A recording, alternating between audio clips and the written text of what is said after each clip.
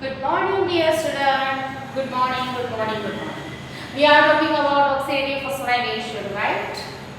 हम oxidative phosphorylation की बात कर रहे हैं.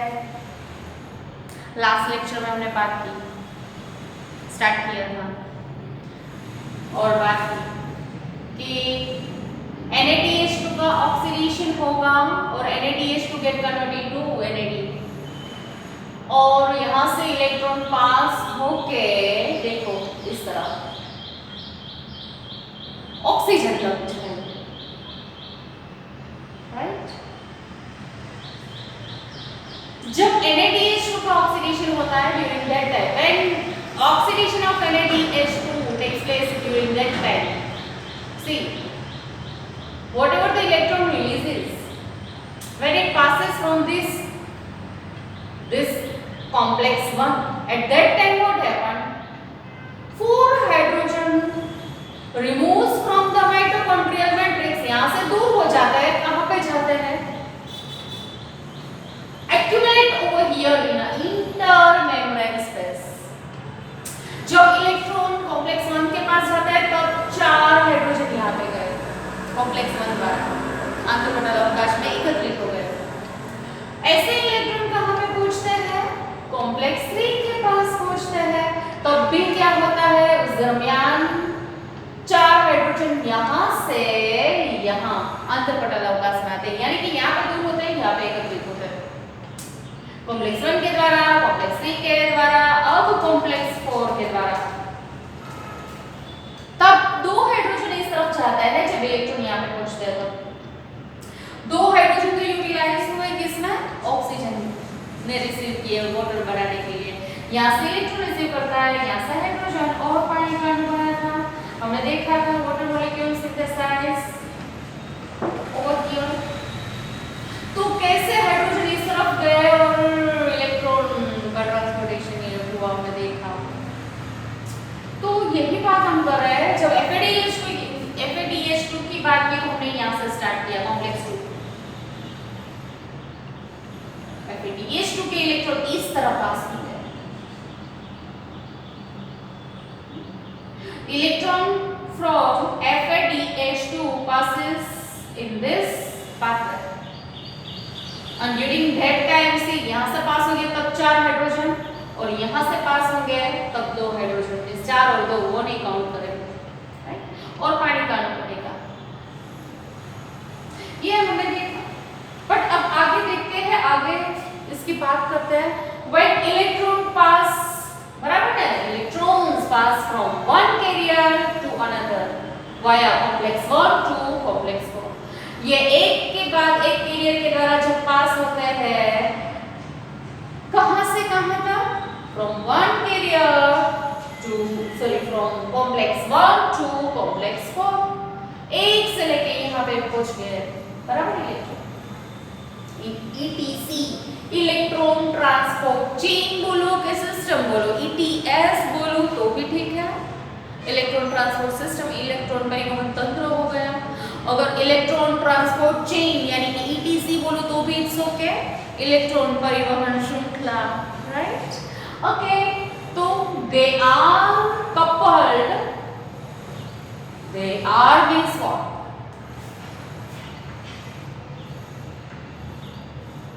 process of transportation of what, electron, means the process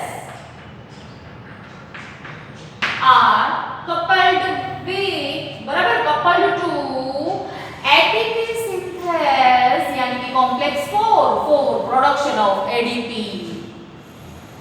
बराबर है, for production of ATP from ADP and inorganic phosphate. Okay. जब इलेक्ट्रॉन यहाँ से पास होते हैं एक वाहक से दूसरे वाहक तक, कहां से कहां, तो कभी कॉम्प्लेक्स 1 से कॉम्प्लेक्स 4 तक पहुंचेगा. तब तक की जो पूरी प्रोसेस है वो प्रोसेस पूरी किसके साथ एसोसिएट होती है, किसके साथ कपल्ड होगी, तो कहते हैं एटीपी सिंथेस एंजाइम के साथ कपल्ड होगी. कॉम्प्लेक्स 5 के साथ कपल्ड होगी ये transportation of electron that is coupled with this complex 5 है ना complex 5 के साथ कपल्ड होगी और क्या होगा तो कि भाई तब ADP एक इनऑर्गेनिक फॉस्फेट में से ADP बनेंगे क्यों कि भाई इसीलिए बनेंगे क्योंकि whenever the electron transport through these electron carriers during that time energy releases and that energy is stored in the form of what chemical bond of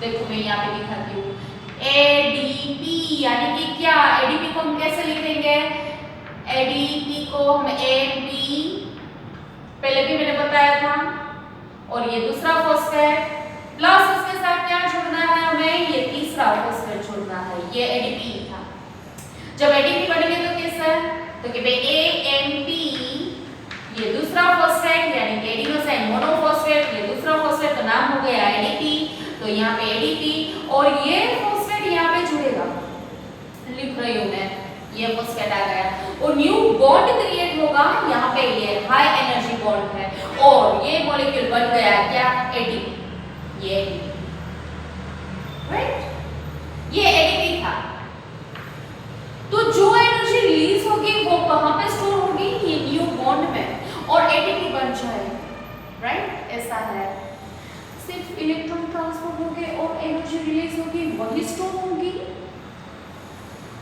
which we will see Kb osmotic hypothesis इसके बाद बात करेंगे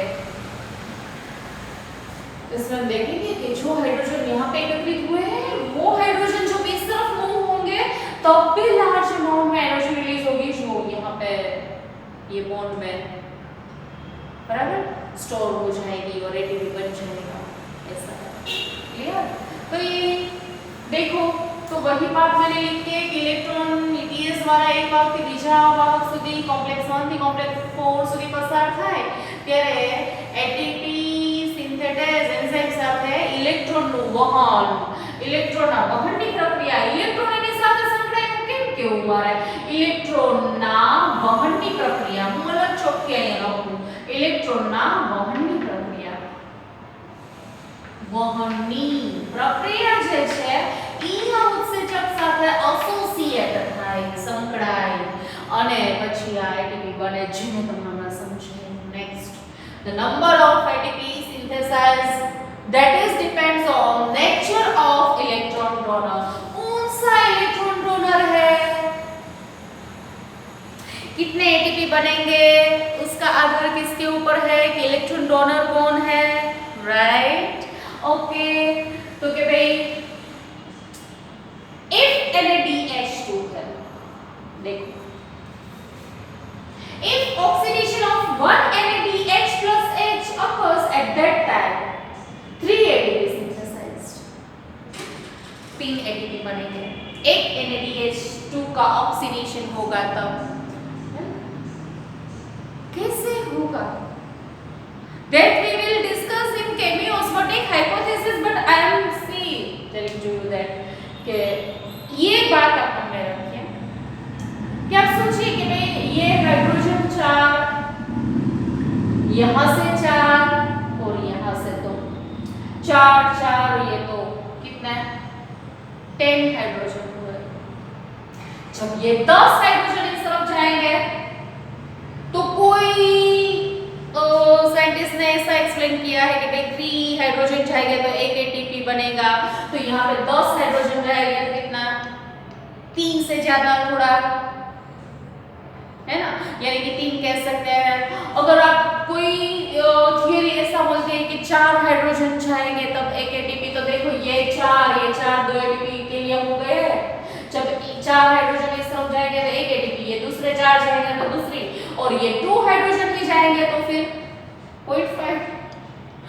2.5 ATP ऐसा कैसा तो means मैं ये बोल रही हूँ कि भाई कोई थियरी 4 हाइड्रोजन जब पास होंगे तो एक ATP का निर्माण बोल बोलते हैं, कोई ऐसा बोलता है कि 3 हाइड्रोजन जब जाएंगे तब एक एटीपी बनता है। तो यही फिनोमेना मींस यही थियरी है इसमें एटीपी निर्माण होने के लिए। ये 1 2 3 ये सभी जो यहाँ पे एकत्रित हुए ये सब इस तरफ जाएंगे तो एटीपी 3 मॉलिक्यूल बनेंगे किससे, NADH से। अब देखो if oxidation of FADH2 one molecule of FADH2 occurs at that time 2 ATP synthesized જ્યારે બે NADH સોરી એક FADH2 નું ઓક્સિડેશન થશે ત્યારે 2 ATP બનશે। જો તો આ જગ્યાએથી આપણે સ્ટાર્ટ કરવાનું છે FADH2 હું અહીંયા કહીશ FADH2 નું ઓક્સિડેશન થયું ત્યારે જે ઇલેક્ટ્રોન રિલીઝ થયા હતા ઇલેક્ટ્રોન પાસ થાય છે તો આ જ હાઇડ્રોજન આપણે કાઉન્ટમાં લઈ શકીએ આને ન લઈ શકીએ રાઈટ। તો તમે વિચારો આ 4 હાઇડ્રોજન થશે અને 4 હાઇડ્રોજન बराबर 1 एटीपी નું નિર્માણ સમજવું હોય તો 1 एटीपी बट यहां से जब इलेक्ट्रॉन यहां तक आएंगे तब यहां से 2 हाइड्रोजन जाएंगे यानी कि 0.5 यानी कि 1.5 नियर अबाउट 2 हो गया।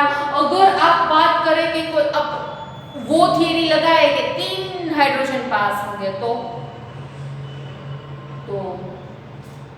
1 एटीपी बनेगा तो देखो ये 4 ये 2 6 तो 6 हाइड्रोजन जाएंगे तो 2 एटीपी हो गया। तो ऐसा है मतलब कौन सा हाइड्रोजन डोनर है depends on that means number of ATP that is depends on what that is depend on nature of the hydrogen donor. Proton donor hydrogen donor बोलो प्रोटॉन डोनर बोलो इट्स ओके इलेक्ट्रॉन डोनर बोलो कोई भी बोलो। हाँ electron donor लिखा है तो क्या हाइड्रोजन डोनर नहीं बोल सकते हाइड्रोजन डोनर बोलो इट्स ओके प्रोटॉन डोनर बोलो चलेगा राइट।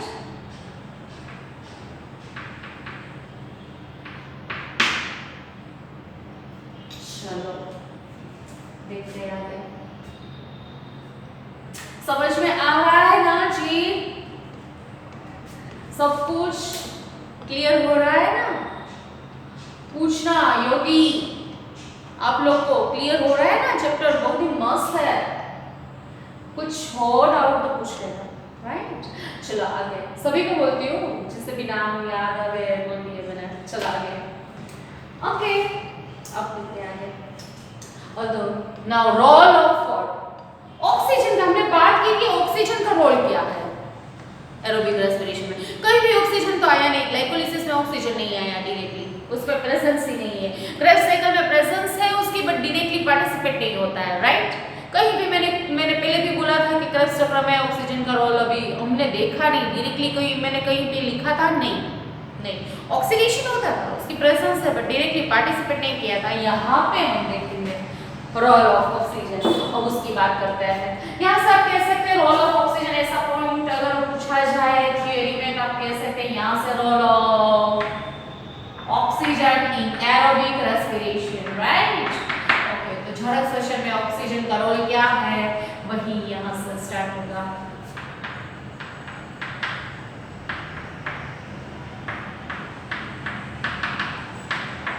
और ये क्या था तो ये जो पॉइंट हमने डिस्कस किया वो था रोल ऑफ NADH2 અને FADH2 NADH2 નો રોલ શું હતો FADH2 નો રોલ શું હતો બરાબર okay although aerobic respiration takes place only in presence of oxygen હા ખબર આપણને બધાને કે ભાઈ ઓક્સિજનની હાજરીમાં જ ઝારક શ્વસન થાય છે and the role of oxygen is limited to terminal stage of process।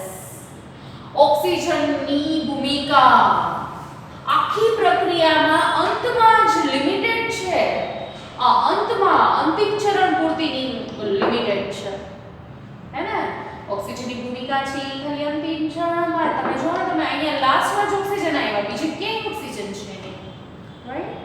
तो ये अंतिम चरण માટે કેવી છે લિમિટેડ સીમિત okay yet presence of oxygen is vital yes it is necessary। क्यों इतना आवश्यक है ऑक्सीजन की हाजिरी क्यों जरूरी है वहां पे तो देखते हैं since it drives the whole process by removing hydrogen भूमिका क्यों महत्वपूर्ण है, क्यों इतनी आवश्यक है, तो कि भाई ऑक्सीजन ही क्या करेगा, it removes hydrogen from the system. ये सिस्टम ऐसा हाइड्रोजन रिमूव करेगा, वो हाइड्रोजन को रिमूव करेगा। देखो यहाँ पे जो हाइड्रोजन है यहाँ इस तरफ आएंगे तो कभी ना कभी ऑक्सीजन के साथ जुड़ जाएंगे और पानी का मॉलिक्यूल बन जाएगा, यानी कि यही काम है। देखो समग्र प्रक्रिया को यही संचालित करता है। हाँ देखो बोला है हमने कि भाई oxygen acts as a final hydrogen acceptor, और लास्ट में हाइड्रोजन एक्सेप्टर अगर हम कहें तो ये मैं नहीं बोलूंगी कि यहाँ पे जो एकत्रित है वो इस तरफ जाएंगे वही एक्सेप्ट होंगे, it is not like that. Raju છે કે અહીંયાથી આવે અને એના લેવાના પ્રોસેસ તો કન્ટિન્યુઅસ ચાલુ જ છે, પણ इस तरफ आ गया तो ये रिसीव कर लिया, अगर नहीं आए तो यहाँ पे जो मैट्रिक्स में प्रेजेंट है वो यूटिलाइज हो गया, कोई भी हाइड्रोजन है ना ऐसा है, और पानी का अणु बन जाएगा ऐसा है, बराबर। तो वो हाइड्रोजन रिमूव करता है सिस्टम से, नॉट ऑक्सीजन रिमूव करता है, मींस ऑक्सीजन के साथ बाइंड होके वाटर मॉलिक्यूल बना देगा। Okay now see unlike photosphorylation, see we are talking about just now oxidative phosphorylation, but यहाँ पे तो photosphorylation की बात की, that is the process which occurs during the photosynthesis। આ એક એવી પ્રક્રિયા છે કે જે પ્રકાશ સંશ્લેષણ દરમિયાન થાય છે, and that we will see during chapter number 13। हम चैप्टर नंबर 13 की बात करेंगे, तब हम बात करेंगे किसकी, फोटोफॉस्फोराइलेशन की। फोटोफॉस्फोराइलेशन में क्या होता है, where it is the light energy that is utilized for the production of hydrogen gradient. या ये क्या हो गया, हाइड्रोजन ग्रेडियंट क्या है, हाइड्रोजन ग्रेडियंट बोलो या प्रोटॉन ग्रेडियंट बोलो यार, that is required for phosphorylation in respiration, बराबर है phosphorylation।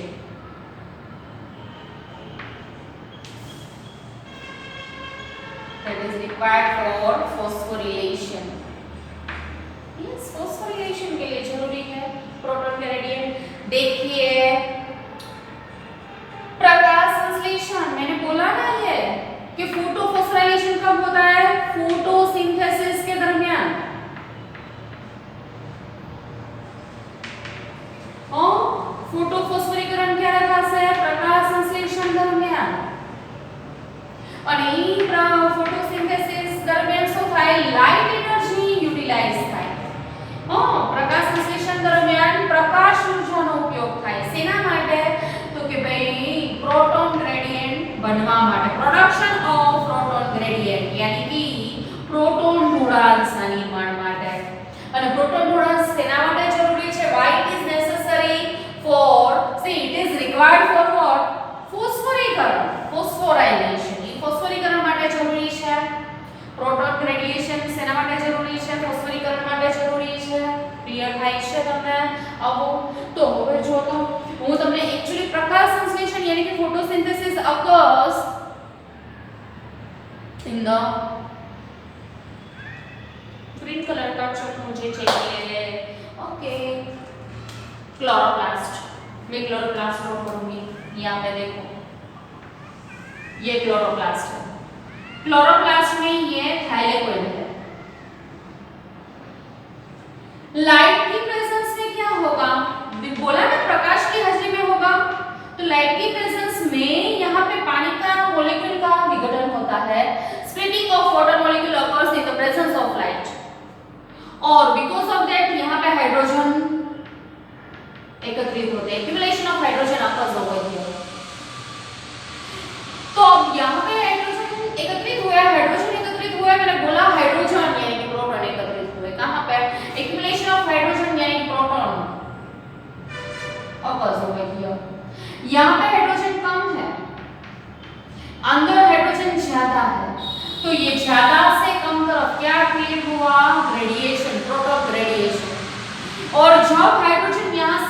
सब बाहर निकलेंगे उस दरमियान क्या होगा, उस दरमियान जब अंदर से बाहर आएंगे तब एटीपी का निर्माण होगा। एटीपी का निर्माण कैसे होगा, यू नो दैट एडीपी में फॉस्फेट ऐड होगा यानी कि फॉस्फोराइलेशन होगी। फॉस्फोराइलेशन की प्रोसेस, फॉस्फोरीकरण की प्रोसेस हुई। क्लियर, ये फॉस्फोरीकरण की प्रोसेस। कोई भी मॉलिक्यूल में फॉस्फेट ऐड हो तो उसको क्या बोलेंगे, फॉस्फोराइलेशन। यहाँ पे एडीपी में फॉस्फेट ऐड हो रहा है तो ये एडीपी का फॉस्फोरीकरण हो रहा है, फॉस्फोराइलेशन हो रहा है और क्या हुआ, एडीपी का निर्माण हो रहा है। क्लियर, तो यहाँ पे तो लाइट एनर्जी प्रोटॉन ग्रेडिएंट के निर्माण के लिए जवाबदार है और ये प्रोटॉन ग्रेडिएंट टूटेगा तो एटीपी बनेगी।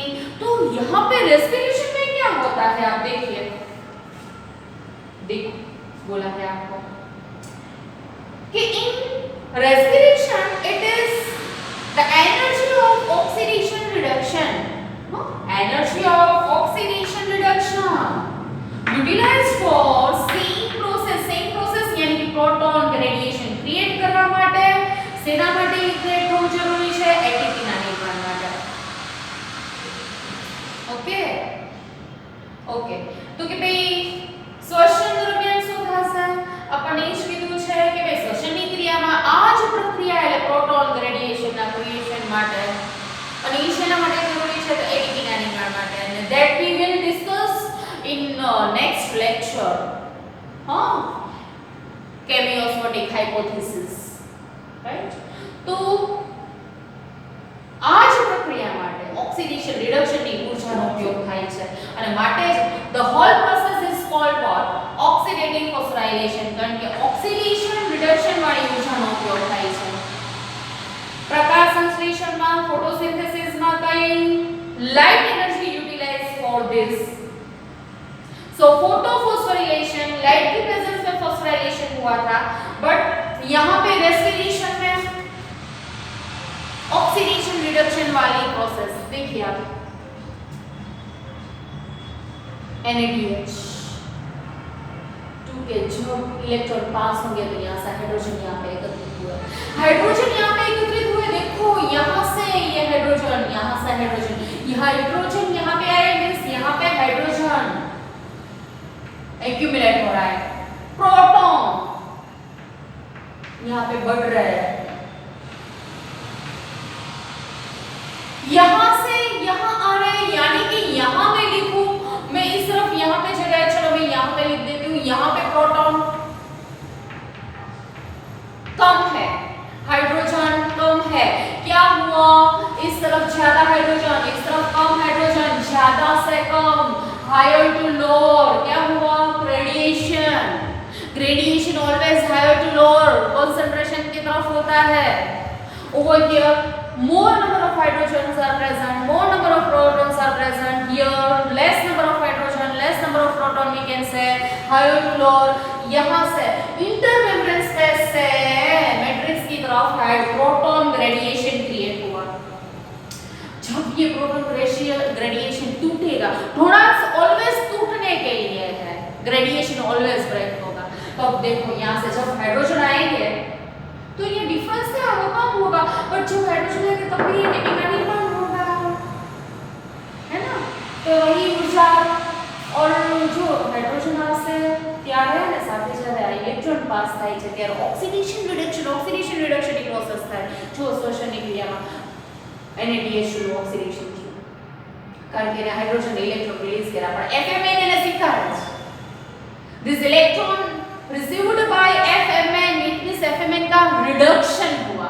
अब FMN इलेक्ट्रॉन रिलीज करेगा यानी कि FMN का अगेन क्या हो गया, oxidation, but that is accepted by FES protein, तो FES प्रोटीन का क्या हो गया, रिडक्शन, अगेन ये रिलीज करेगा, यूबिक्विनोन के पास जाएगा तो यूबिक्विनोन रिसीव करेंगे तो वो रिड्यूस्ड यूबिक्विनोन यानी कि रिडक्शन हुआ, अगेन ये रिलीज करेंगे इलेक्ट्रॉन, तो इसका ऑक्सीडेशन रिडक्शन कंटिन्यूअसली प्रोसेस में होता है, और वही प्रोसेस के दरमियान जो ऊर्जा उत्पन्न होती है वही ऊर्जा यहाँ एटीपी के निर्माण में स्टोर होती है, राइट। यहाँ तक रखते हैं, फिर आगे के लेक्चर में यही टॉपिक हमें कंटिन्यू करना है। Okay bye.